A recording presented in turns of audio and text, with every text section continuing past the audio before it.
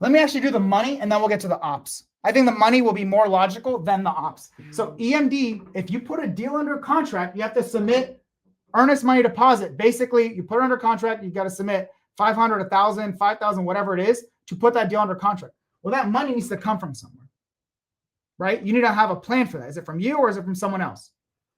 The debt and financing, this is basically, are you taking out new loans? Are you buying creatively? I could say cash and all that, but that's illogical for the majority of people. The debt and financing is the majority of the cost for buying the property. You buy a $400,000 property, we'll assume you're going to do a new DSCR loan with a 25% down payment. So the down payment, which is 25%, equals $100K. Okay, so that's the down payment for this property. This entry cost, and I'll explain that shortly. And I have tons of videos on that too. So it's all laid out for you step by step on Wealth of Real Estate. But then the loan on this property is the remaining 75%, which is that $300,000, right? And if you're buying creatively and it's a $10,000 down payment, the $390,000 is financed, whether it's seller financing, whether it's taken over subject to, whether it's the combination, whether it's traditional loan plus seller financing, whatever. It really depends on what your strategy is. The reason why I like creative financing is because I get to buy properties with much lower down payments, right? And obviously lower interest rates, and I don't have to deal with freaking banks. If you try to get new loans, you know the hassle of submitting every single document. It's a pain in the butt. The loan, this is your debt or financing. So you need to figure out how are you going to finance this property, right? If it's already creatively financed, great. If it's a property you're finding and you're going to buy it traditionally, you need a new loan on that property. That's that. Then you have your entry costs, which is the part that you are raising capital for. Your entry cost has the variety of things, but it's basically, think of it in three categories. Your entry costs are acquisitions, rent ready, and reserves. When we're talking about raising money, we're talking about raising money for the entry cost to acquire, get the property rent ready, and have reserves set aside for the property. The acquisitions accounts for things like the down payment that we talked about here, right? The down payment, which is typically one of the largest costs when it comes to buying a property. The acquisitions cost, cash the seller, cash the agent, there's a wholesaler, if there's a bird dog, if the seller's behind on their mortgage, those are arrears, and the closing costs on the property. So just because you take out a new loan, there's also closing costs that are not accounted for here on the debt. I mean, you can roll it into the debt sometimes, but overly nuanced. The closing costs on new debt is much more expensive than creatively financed. Buying a property subject to or seller finance has a lot less closing costs for that loan than like to buy the property, then taking out a whole new loan, which has much higher closing costs. That's another financial benefit of creative over traditional. The scalability, the lower cost, the lower down payment, the lower return, or the lower interest rates, all those are massive benefits. Hence why it's one of the three core things of my investment strategy. Okay, the rent ready costs are the cost for basically the project management, which is it's going to cost money to renovate. You're going to have to renovate, and this is co-living, right? So you're going to convert it, you're going to furnish it, and you're going to have carrying costs, right? That is all put into this rent ready. You need money to renovate the property. You need money, like if you're going from a 4-bed, 3-bath to an 8-bed, 3-bath, you're going to need that money to convert those 4 bedrooms over, to create 4 bedrooms out of the common areas. If you're going to furnish the property for co-living, you need the money to furnish the property. The carrying costs are the costs it's going to take, like you're going to have to pay the mortgage, the utilities, all those costs while your property is getting renovated, furnished. You're going to have insurance. You're going to have all these things you're still paying. Those are your carrying costs. The amount of money that you're spending during the project management phase before your property is listed and profitable. That's your carrying cost. All three of those are in the rent ready bucket. And reserves are if you want to start your property with a little extra wiggle room and you are raising money for the property, you want to have some reserves set aside. I like at least 5, maybe 10K, at least covering my carrying costs plus a couple grand on top of that, just in case it takes a little bit more to renovate or furnish, or takes a little bit longer to renovate or furnish or to get the property fully listed. That's where the reserves kick in. Those are your entry costs. For entry cost, for co-living, to give you a rough idea why capital raising is so important, right? You're not, to get 15 properties that generate you $15,000 a month, you need to fund 15 entry costs, not 15 $400,000 purchases, because a lot of that's going to be debt, right? There's going to be financing, whether it's creative, traditional, whatever. you need to be able to fund the entry cost. On average for co-living, depending on how you're buying deals, it's going to be between $100,000 to $150,000 total entry cost. So entry cost on average, $100K to $150. Actually, that's to buy it, to get it rent ready, right? Acquisitions, rent ready, and reserves between $100,000 to $150,000. And that's using creative financing, right? That's assuming an acquisition cost of around $50,000-ish all in. Then you got another $50,000-ish depending on the level of renovations and rent ready costs, and then some money for reserves. It really depends on how much it costs to acquire the deal, the level of renovations you're doing, and the reserves. I like to minimize my entry cost to maximize my cash on cash return, because the only way to maximize your cash on cash return is to increase the cash flow, increase the income, or lower the expenses, which is only so much you can do there. You do that through creative financing in particular and co-living, and you lower the entry cost. Both of those increase your cash on cash return. So the lower I can get this, the higher my cash on cash return for a property that was going to perform the same anyway. If it's going to make me this much income every single month, it's going to make me this much cash flow every single month, the lower I get my entry cost, the better. That's why I like to buy properties creatively financed to lower my down payments on the acquisitions.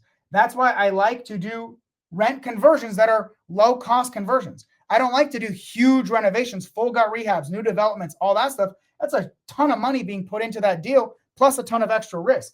I like to buy properties where it's already a nice, ready to go property for the most part. All we're doing is we're converting the rooms, the living rooms, the dining rooms, the office into bedrooms, right? That is a much lower cost of conversion than building a whole addition or fully gut renovating a whole property. So if you want to build this $15K a month in cash flow and you need 15 properties, let's go on the lowest end, which is a $100,000 entry, right? And that's assuming creative. If you went traditional just on the same $400,000 deal, just the down payment is $100,000. Then you got all the other costs on top of that as well.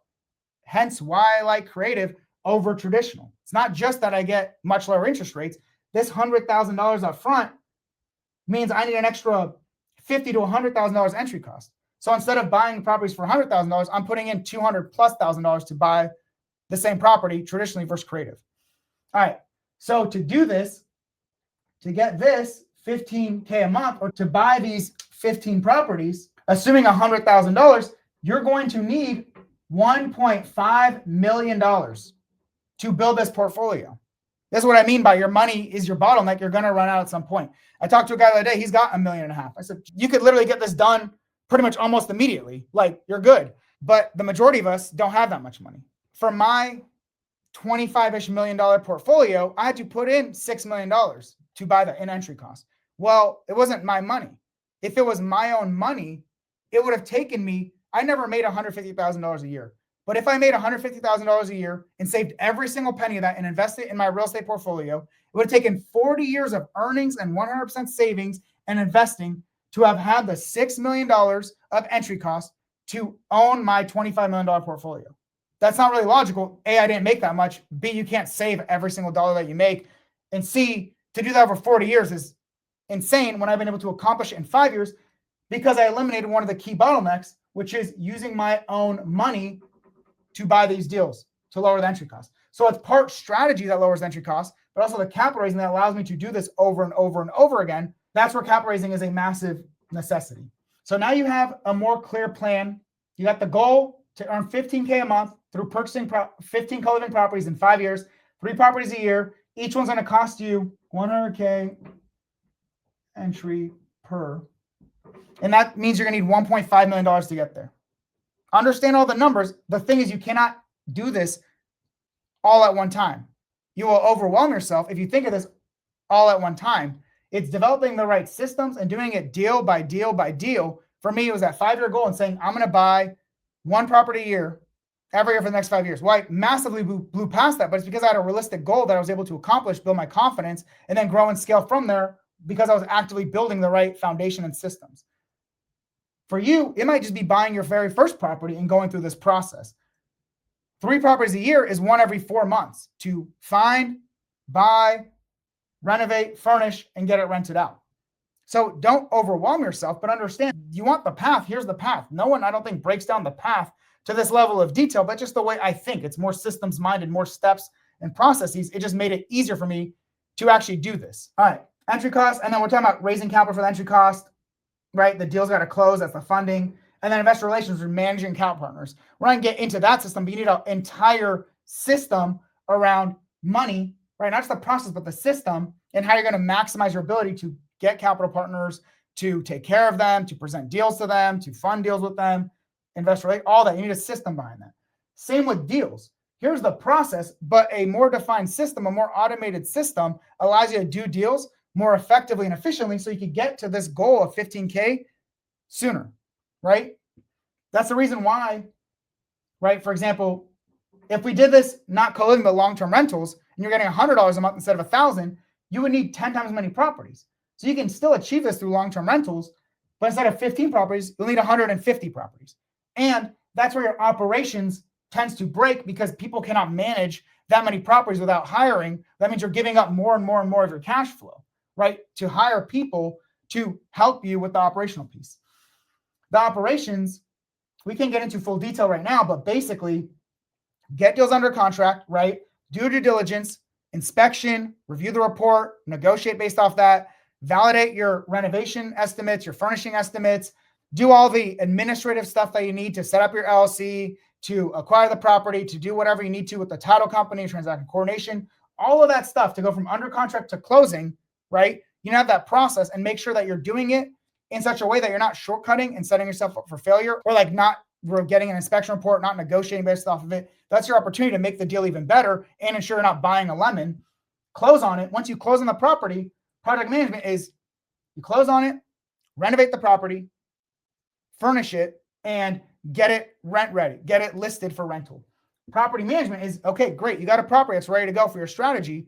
Get it listed, get it filled, and make sure that you're earning more income than you are spending.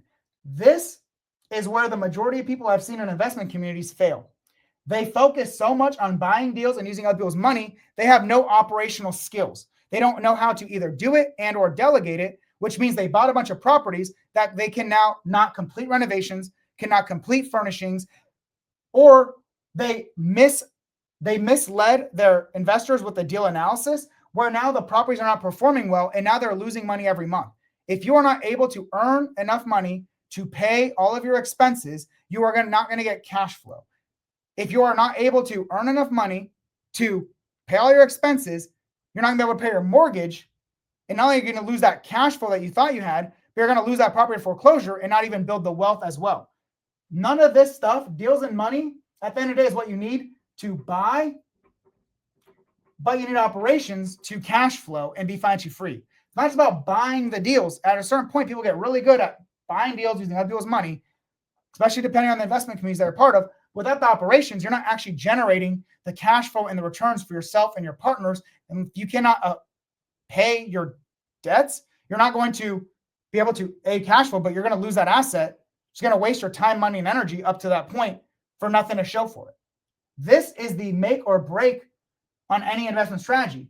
But a big part of it is ensuring that you're project managing, property managing, and you have effective business management, right? So like bookkeeping, CPA, all your financial stuff goes in here, as well as LLC. So like LLCs, financial management, whatever. Yeah, I mean, if you don't have your operations right, you're going to buy deals, whether it's your money or someone else's money, and you're going to set everyone up for failure. Hence, you're not going to actually achieve your financial freedom goals. You're temporarily had a bunch of properties that you lost and ruined your reputation, screwed everyone over. Does not mean you won't make mistakes in your investing journey. Understand that you will. However, if you do not prioritize your operations and understand the 3 core systems and implement them effectively for leverage and to maximize your time and in your zone of genius, but also ensure that it's being done well, none of this matters at the end of the day. You're just going to lose everything anyway. You did all this shit to lose it all. It sounds like, oh, why would people? Well, I see it all the time with tons of investors. They get very easily, they start focusing on building their brand and getting deals and money. See all these people on social media, they're doing it, but what do they have to show for it once it's all said and done? Nothing, because they let everyone down because they didn't have the right operations. Like I said, you will make mistakes, and that's fine. That's understandable. Don't make huge mistakes. And the way that you minimize your mistakes is having the right process, but also making sure that your deal analysis is super on point.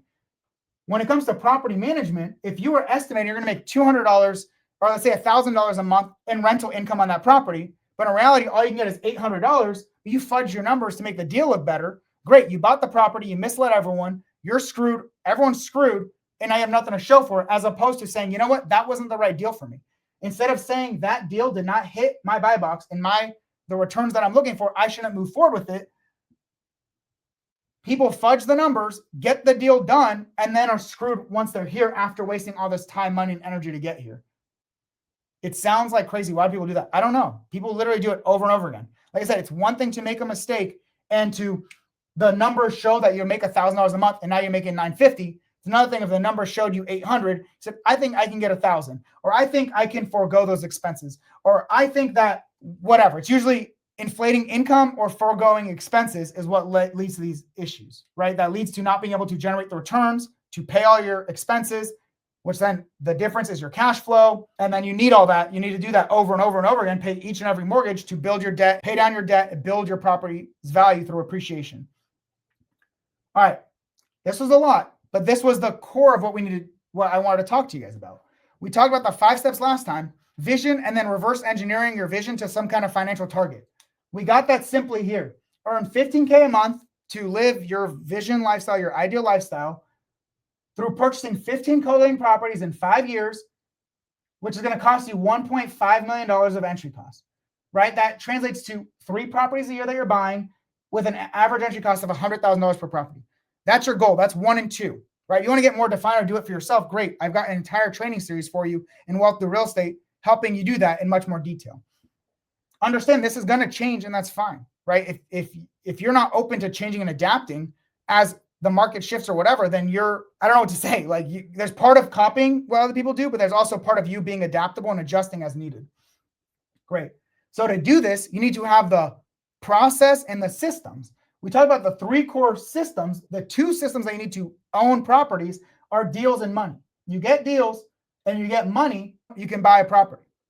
To know if it's a great property, you leverage the right system to make sure that they're in alignment with your strategy, with your buy box. You're analyzing it. You're only making offers on deals that make sense for you financially and fit within your buy box. That's how you lower your risk of failure on the deal side. For the money, the failure is going to be, and it's not a failure, but it's going to extend your timeline, is only relying on your own money until it runs out.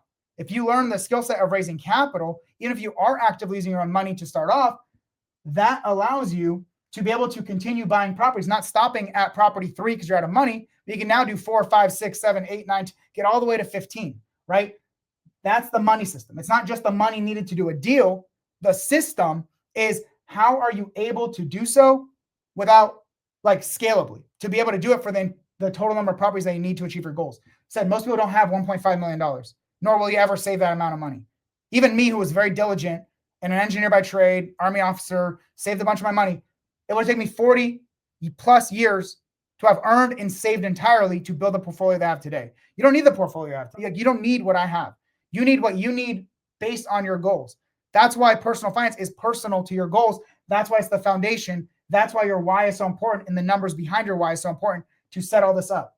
Copy my investment strategy if you want. Please, I want you to. I got free trainings for how you can do something. So you got your process for these 3 systems: deals, money, and operations, the process for each of those. And understand that there is more complexity to this, right? For sure. But this is the overall process to go from deals and funding and operations to be successful in real estate investing. This really is what it is. I don't know if anyone else has ever broken it down like this into a step-by-step process.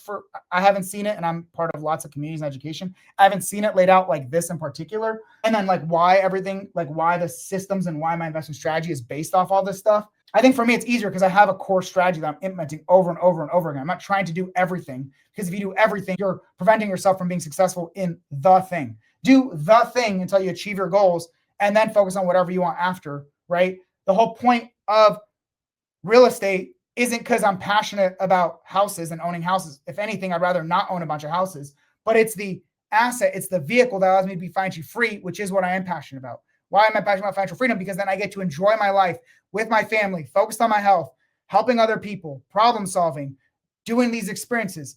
That is my big why, not owning a bunch of houses. I never cared to own hundreds of houses. That was not my goal. It's what will I get from those houses And then my investment strategy is to maximize the returns on my time and per property that we own so I can get there with less properties. All right. And then operations is how you minimize your risk throughout. Because if you don't have operations, you can buy properties, but you're not going to generate the cash flow, or you're going to end up stuck in the project management out of funds. And now what do? Or you're not going to be able to grow and scale your portfolio large enough, or you didn't do enough due diligence and you bought a lemon. All these things is where operations plays in. It's trickled out throughout this entire process, and especially post-closing on your property operations. All right, there's pre-closing and post-closing operations. And the last one I have is, I'm not going to get into it, but it's the business operations, not management operations, that allows you to scale to a lot more properties. That requires some more systems, and you're going to need certain players on your team.